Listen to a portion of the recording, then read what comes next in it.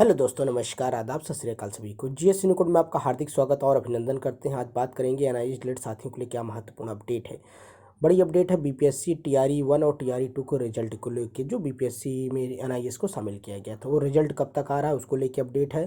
और टीआरई 3 में पिटिशनर बनने से क्या फ़ायदे हैं, इसको लेके भी महत्वपूर्ण अपडेट है आपके सामने।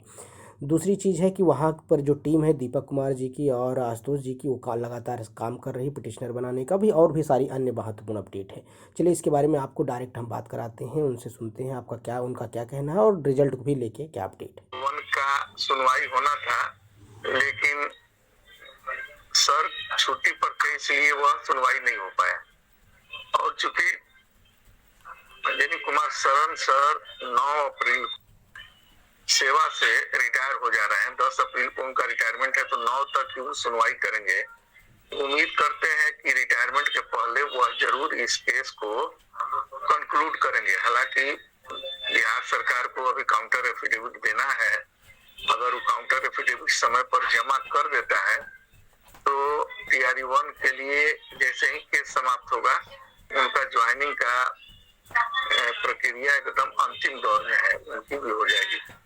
टीआरई 2 का मामला अंतिम दौर में है।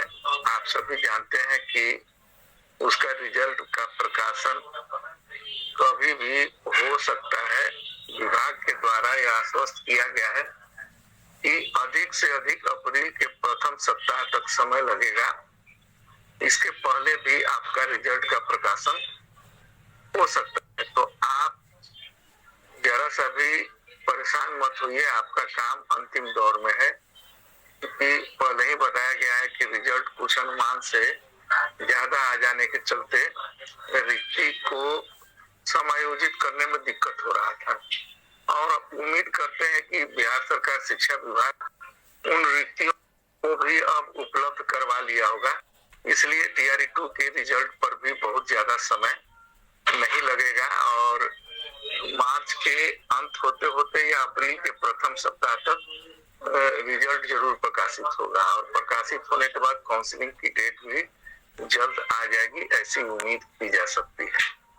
टीआरई 3 में आप जानते हैं कि कंटेम्प्ट का जो केस है सुप्रीम कोर्ट में फाइल हो चुका है और 3 डेट सुनवाई हुआ। तीसरे डेट में हमारे सीनियर एडवोकेट गोपाल शंकर नारायण जी थे, उन्होंने बात को बहुत मजबूती के साथ कोर्ट के सामने रखा।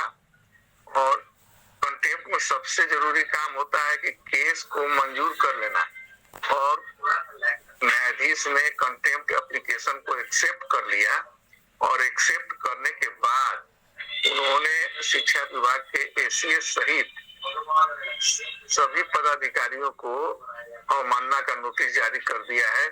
साथ ही साथ उन्होंने उनको भी नोटिस जारी कर दिया है। तो टीआरई 3 के लिए भी ये अच्छी बात है कि उनका भी मामला बहुत ही मजबूती के साथ सुप्रीम कोर्ट के सामने है। और आप जान रहे हैं कि सुप्रीम कोर्ट में गवई सर के बेंच में मामला होना आपके लिए बहुत ही पॉजिटिव संकेत है।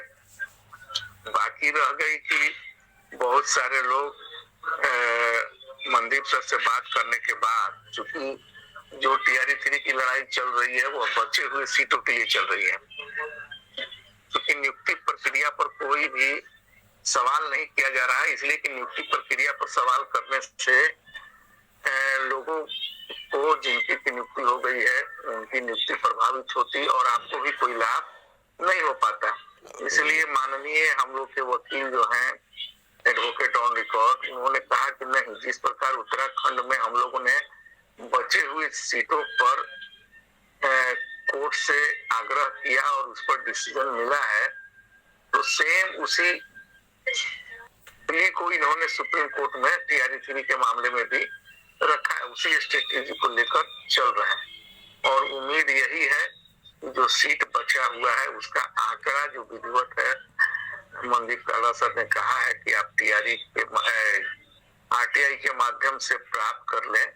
अगर वह आंकड़ा आरटीआई के माध्यम से प्राप्त हो जाता है तो आपके लिए बहुत ही सुविधाजनक और आसान हो जाएगी लड़ाई।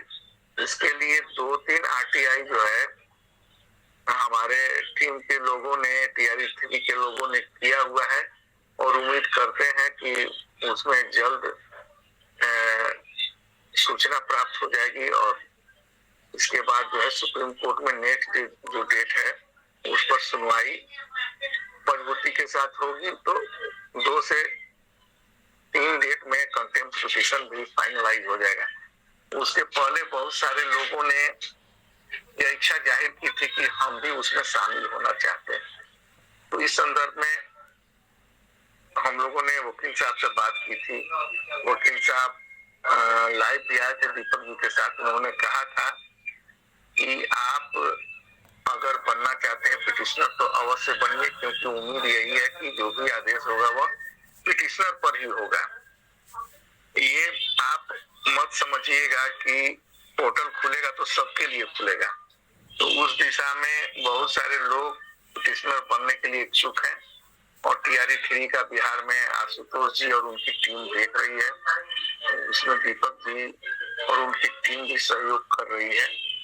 उसमें भी लगता है कि 250 से ज्यादा लोग पिटिशनर बनने के लिए अभी तक अपना पेपर सहयोग राशि दे चुके हैं। लेकिन मनदीप कालरा सर की तरफ से ही यह कहा जा रहा है कि थोड़ा सा और आप वेट करें और इस बीच में अगर आपका ये आ जाता है आरटीआई का रिप्लाई तो और हम लोग के लिए आसान बन जाएगा। तो उनके तरफ से ही रोका जा रहा है। जैसे ही उनके तरफ से ग्रीन सिग्नल मिलेगा आपका आईए जो है सुप्रीम कोर्ट में दायर कर दिया जाएगा और आप भी पिटिशनर बन जाइएगा। उस लाभ के लिए आप भी सुप्रीम कोर्ट के सामने आ जाइएगा और उम्मीद करते हैं कि आप सभी को उसका लाभ मिलेगा।